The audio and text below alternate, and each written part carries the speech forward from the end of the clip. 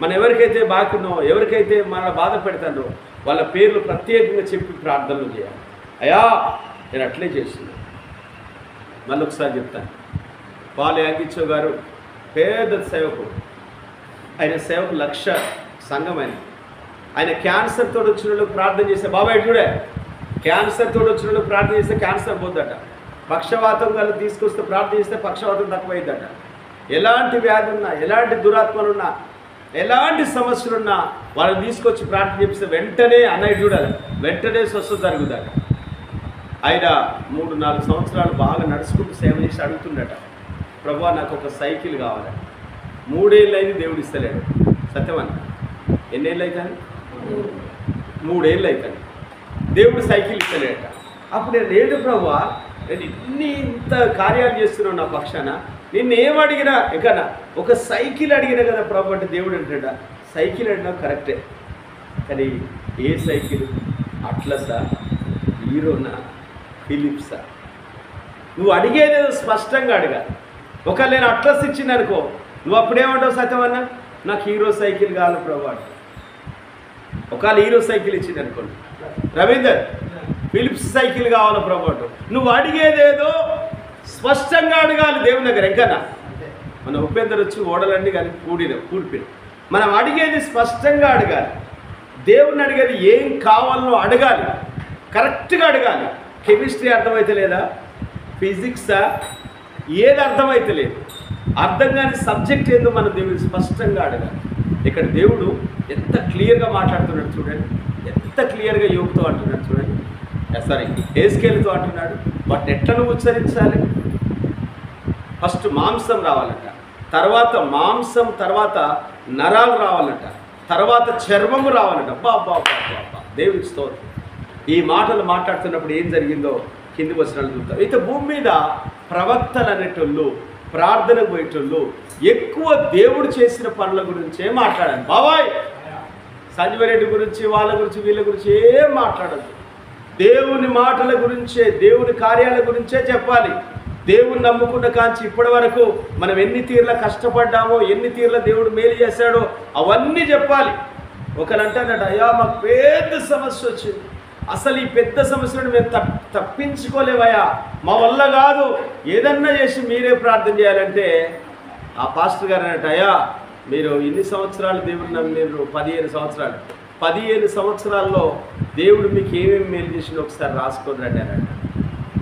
వాళ్ళ ఇంటికి పోయి ఒక్కొక్కటి 15 ఏళ్ళ నుండి ఎలాంటి కష్టాలు, ఎలాంటి బాధలు, పిల్లలు పుట్టినప్పుడు ఎలాంటి రోగం వచ్చింది, హాస్పిటల్ డాక్టరే, బాబాయ్ చూడే హాస్పిటల్లో డాక్టర్ ఏమన్నాడు, అప్పుడు ఏమైంది అని రాసుకొని వస్తే ఫోన్ చేసి వాళ్ళు రాలేదండి చర్చికి. అప్పుడు అయ్యగారు ఫోన్ చేసి, ఏమైంది మీరు రాలేదంటే, సార్ మాకు వచ్చిన సమస్య చాలా పెద్దవి, వాటన్నిటిలో దేవుడు మమ్మల్ని కాపాడు, ఇది కూడా ఏర్పాటు సార్, దీని నుండి కూడా మాకు దేవుడు జయమిస్తాడు నమ్ముతున్నాం. హల్లెలూయా.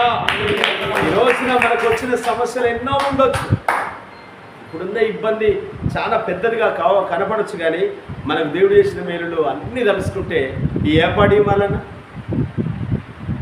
ఏపాటి ఇప్పుడున్నాయి, ఇది ముందు మన జీవితంలో చేసిన వాటికంటే సత్యమన్నా ఇప్పుడున్న ఏపాటి, అరే ఏపాటి నాన్న, ఏపాటి ఇప్పుడున్న సమస్యలు, ఏపాటి సాయవా, ఏపాటి కాదు.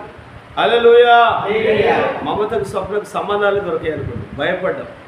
ఎల్లమ్మ మేము బాగా ప్రార్థన చేసాం, అయ్యా నీలోకి వచ్చిన బిడ్డలు ప్రభా, మీరు నమ్మిన బిడ్డలే దొరకాలి ప్రభు ప్రార్థన. చాలామంది అందరూ అయ్యో ఈ మాల మధ్య వల్ల దేవుడు నమ్ముకున్నారు, సంబంధాలు దొరుకుతాయా, మీ పిల్లలకు పెళ్ళిళ్ళు అవుతాయా? ఇప్పుడు చూడండి ముఖేష్ ఎంత ఇబ్బందులు పడుతుంటాడు, ముఖేష్ ఎంత సమస్యలో ఉన్నాడు. ఈరోజు ఆయన కోసం మనం ప్రార్థన చేస్తున్నాం. సత్యమన్నా ఈరోజు ముఖేష్ దేవుడిలోకి వస్తే నెమ్మదిని అనుభవిస్తాడు. చూడండి యుగేందర్ ప్రభు వాళ్ళు ఎంత మంచి జీవితాన్ని, స్వప్న తన పిల్లలు ఎంత నిండుగా ఉన్నారు, అజయ్, అమతవ్వ, కార్తీక్ వాళ్ళు ఎంత బాగున్నారు. ఈరోజు ముఖేష్కి ఇబ్బందులు రావడం కారణం యెహోవాను విడిచి వేరొకరిని అనుసరిస్తున్నారు, దేవుడిని విడిచిపెట్టారు. దేవుడు అంటే వాళ్ళకు ఏమో అనుకున్నారు, కానీ ఈ రోజున ఇప్పుడు సువార్త చెప్తే ఖచ్చితంగా దేవుడి దగ్గరికి వస్తారు. ఇప్పుడు కనుక ప్రభు గురించి చెప్తే దేవుడు నెమ్మదిస్తే ఖచ్చితంగా వస్తారు. కాబట్టి ప్రియమైన వాళ్ళు హెజ్కేలుతో దేవుడు అంటున్నాడు, ఇప్పుడు నువ్వు మాట్లాడు, వేటితోటి మాట్లాడాలి? నిర్జీవమైన ఎముకలతో, కుళ్ళిపోయిన ఎముకలతో. తర్వాత వచ్చిన హెజ్కేలు గ్రంథం 37వ అధ్యాయం తర్వాత మాట,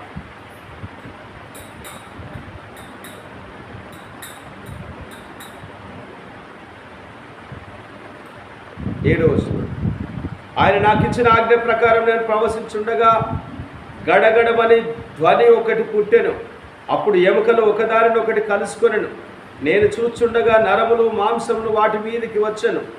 వాటిపైన చర్మము కప్పెను. అయితే వాటిలో జీవాత్మ ఎంత మాత్రమును లేకపోయాను. హల్లెలూయా, హల్లెలూయా, హల్లెలూయా. ఎంత గొప్ప విషయం అండి, ఎంత గొప్ప విషయం. ఒక గడగడగడగా ఒక ధ్వని వస్తుందట. ఎందుకు? ఒక పుర్రె ఎక్కడో ఉంది, ఆ పుర్రె లేచి వస్తుంది. ఒక కాలు ఎక్కడో ఉంది, అది వస్తుంది.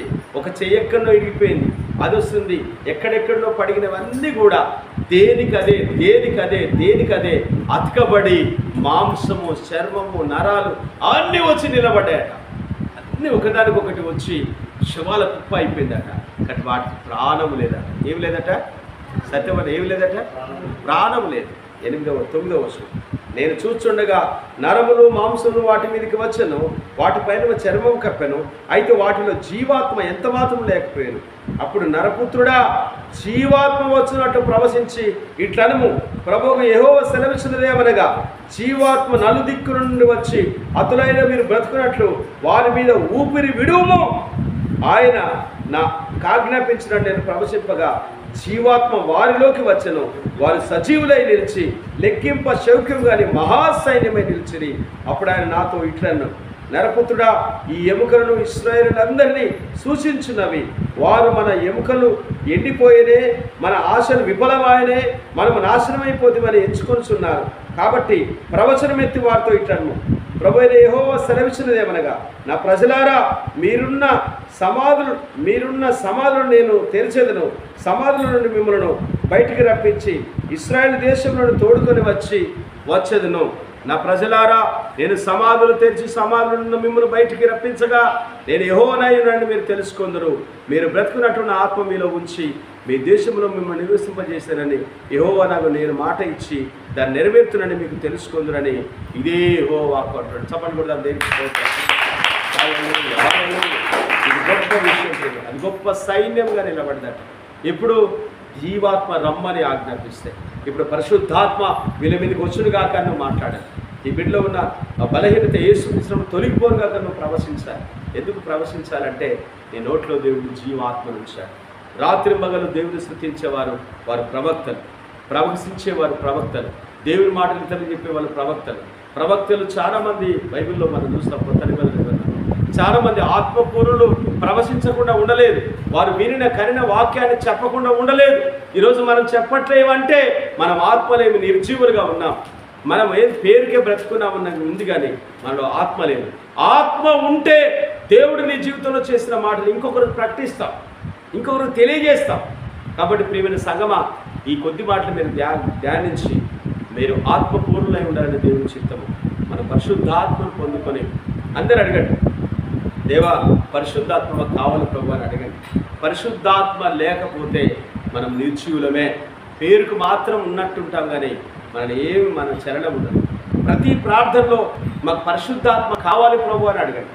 మాకు పరిశుద్ధాత్మ కావాలి యేసయ్య అని అడగండి. ఎందుకంటే యేసుక్రీస్తు వారు చెప్పారు, మీరు అడగండి తండ్రిని, నిశ్చయంగా మీకు ఆ దేవుడు అనుగ్రహిస్తాడు. మనం అడగాలి ప్రతిసారి, పరిశుద్ధాత్మ కావాలి ప్రభు. పరిశుద్ధాత్మ ఉంటే మనం ఆత్మపూర్ణులుగా ఉంటాం, నెమ్మదిగా ఉంటాం, సంతోషంగా ఉంటాం, సమాధానాన్ని అనుభవిస్తాం. దేవుడు చేసిన మేలు ఇంకొకరికి చెప్తాం. ఇది ఆత్మ కలిగిన వాళ్ళు చేసే పనులు. ఇతరులకు రక్షణ గురించి చెప్పకుండా ఉండలేము, దేవుని మాట ప్రకటించకుండా ఉండలేము. ఎంతమంది ఎన్ని తీర్లా ఆపినా మేము దేవుని మాటలు చెప్పకుండా ఉండలేమని ఇతరులకు ప్రభు గురించి చెప్తారు. ప్రభు గురించి చెప్పడం అంటే విత్తనాలు వేయడం. ఇప్పుడు మిమ్మల్ని అందరినీ దేవుడు పిలిచాడు. దేవుడు మిమ్మల్ని అందరినీ పిలిచి దేవుని వాక్యమైన విత్తనాలు మీ చేతిలో పెట్టాడు. ఇప్పుడు ఈ విత్తనాలు వేయమంటే మీరేం చేస్తారు? ఇక్కడ విత్తనాలు పట్టుకొని పోతాను, ఇట్లా పెట్టుకొని సప్లై అయిపోతాను. మీరు వేస్తే విత్తనాలు వేస్తే మొలతాయి మళ్ళా బాబాయ్ అబద్ధాలు అడుగుతాయి. విత్తనాలు అయితే మొలతాయనే ఎవరు సప్లై లేదు బాబాయ్. ఆమె మరి ఇప్పుడు మీరు ఎత్తలేరంటే కదా బాగా, అంతే కదా. విత్తనాలు వేస్తే మొలుతాయి. నేను పొలంలో చీలుగా విత్తనాలు తేవాలనుకుంటున్నాను, ఎందుకంటే దున్నడం అవసరం లేదట, సల్లితే సార్లు మొలుతాయట. ఈ రోజున నువ్వు నేను మనం దేవుని మాటలు, దేవుడు నీ జీవితంలో చేసిన మాటలు ఇంకోళ్ళు చెప్తే వద్దన్నా వాళ్ళు ప్రభు దగ్గరికి వస్తారు. వస్తారా? రారు. ఇప్పుడు రారన్నా అంటారా? రారన్నా వాళ్ళు అంటారా? ఏమంటారు? మీరు చెప్తే కదా, మీ జీవితాల్లో దేవుడు చేసిన కార్యాలు చెప్తే కదా ఈ మాటలు దేవుడు దీవించిన కాదు. అందరం మోకరించి ప్రార్థన చేసుకున్నాం.